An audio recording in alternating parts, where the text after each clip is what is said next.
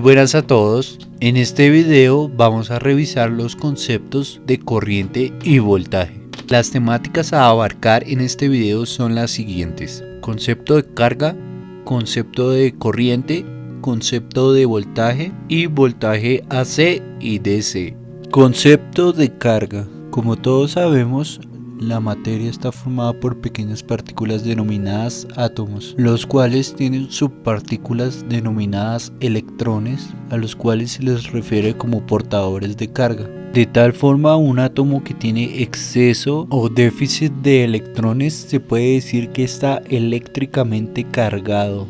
Del concepto de carga eléctrica subyace todos los fenómenos eléctricos y las técnicas que tienen que ver con los circuitos eléctricos. La carga es una medida que se mide en coulombs y tiene las siguientes tres propiedades. Un coulomb es una medida bastante grande y poco realista. Esto se debe a que en un solo coulomb existen 6.24 por 10 a la 18 electrones. Así que resulta más lógico y realista hablar en medidas de picocoulombs, nanocoulombs o microcoulombs.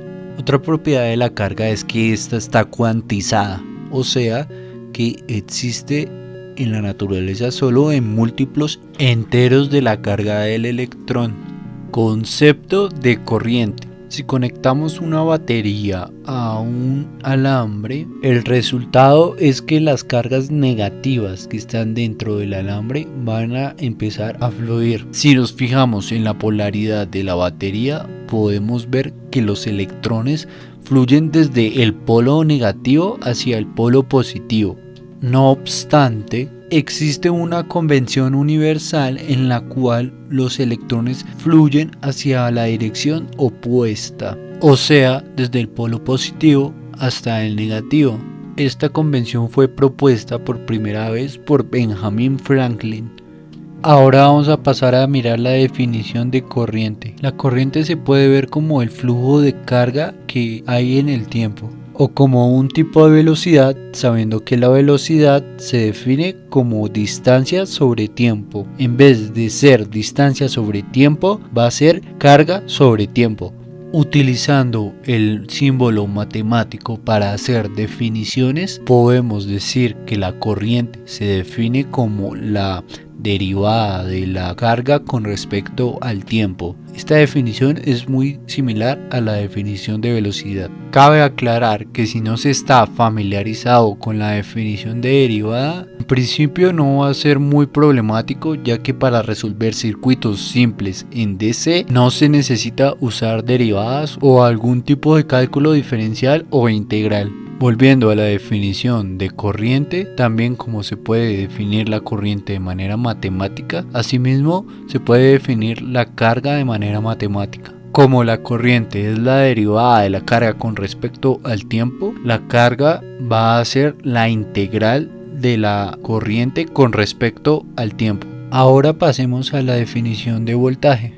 Recordando que los electrones se mueven a través de un elemento, se necesita algo que proporcione la energía o haga el trabajo para mover esos electrones. A esto se le denomina como fuerza electromotriz o voltaje o diferencia de potencial. Matemáticamente, el voltaje se puede describir como una V o una V con un subíndice AB. Esto significa que los electrones van desde el punto A hasta el punto B. Y la definición matemática del voltaje es la derivada de la energía o trabajo con respecto a la carga. Cabe mencionar que esta definición matemática de voltaje es poco usada en la resolución de circuitos. Ahora, pasando a las unidades de carga, corriente y voltaje, podemos ver lo siguiente. La unidad de carga es el coulomb. La unidad de la corriente es el ampere,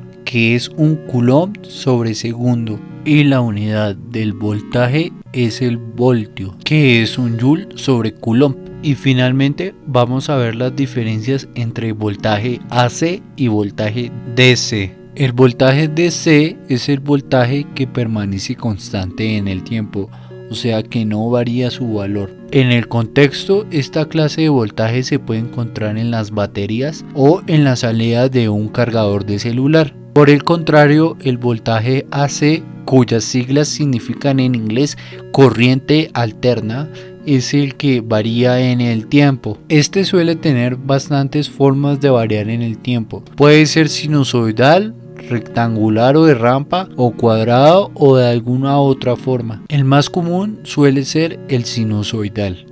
Bueno, y esto ha sido todo por esta ocasión. Espero que les haya gustado.